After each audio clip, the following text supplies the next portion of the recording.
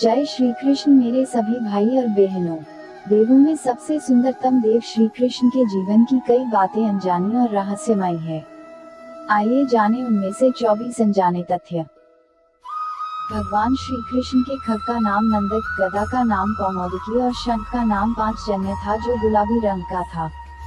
भगवान श्री कृष्ण के परमधामगमन के समय ना तो उनका एक भी केश श्वेत था और ना ही उनके शरीर पर कोई झुर्री थी।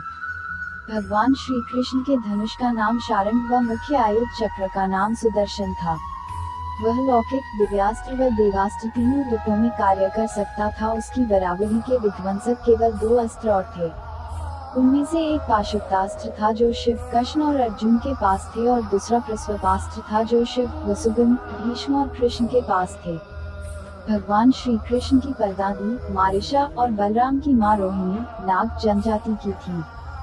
भगवान श्री कृष्ण से जेल में बदली गई यशोदा पुत्री का नाम एकानंशा था, जो आज विंध्यवासिनी देवी के नाम से पूजी जाती हैं। भगवान श्री कृष्ण की प्रेमिका राधा का वर्णन महाभारत, हरिवंश पुराण, विष्णु पुराण व भागवत पुराण में नहीं है। उनका उल्लेख ब्रह्मवैवर्त पुराण, गीत गोविंद व प्रचलित जनश्रुतियों में रहा है। जैन परंपरा के मुताबिक भगवान श्री कृष्ण के चचेरे भाई तीर्थंकर नेमिनाथ थे, जो हिंदू परंपरा में घोर अंगिरस के नाम से प्रसिद्ध हैं। भगवान श्री कृष्ण अंतिम वर्षों को छोड़कर कभी भी द्वारिका में 6 महीने से अधिक नहीं रहे। भगवान श्री कृष्ण ने अपनी औपचारिक शिक्षा उज्जैन के संदीपनी आश्रम में मात्र कुछ महीनों में पूरी कर ली थी। ऐसा माना जाता है कि घोर अंगिरस अर्थात नेमिनाथ के यहाँ रहकर भी उन्होंने साधना की थी।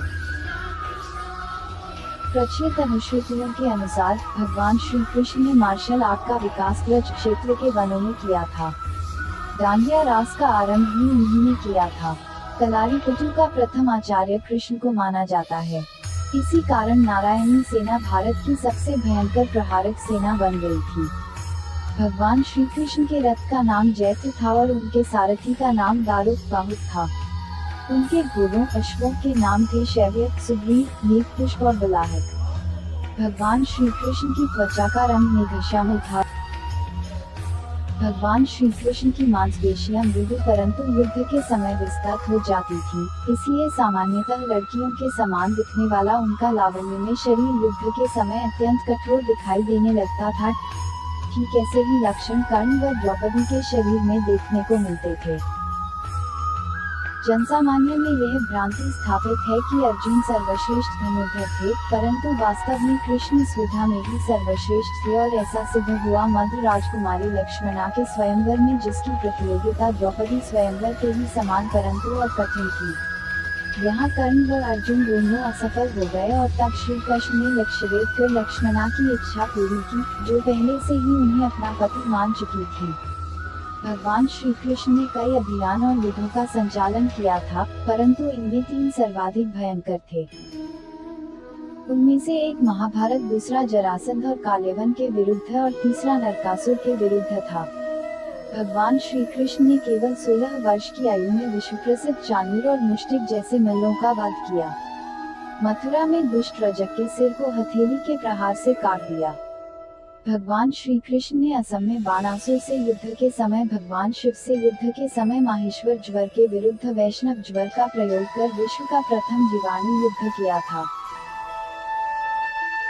भगवान श्री कृष्ण के जीवन का सबसे भयानक द्वंद्व युद्ध सुभद्रा की प्रतिज्ञा के कारण अर्जुन के साथ हुआ था, जिसमें दोनों ने अपने अपने सबसे विनाशक शस्त्र क्रमशः सुदर्शन चक्र और पाशुपतास्त्र निकाल लिए थे।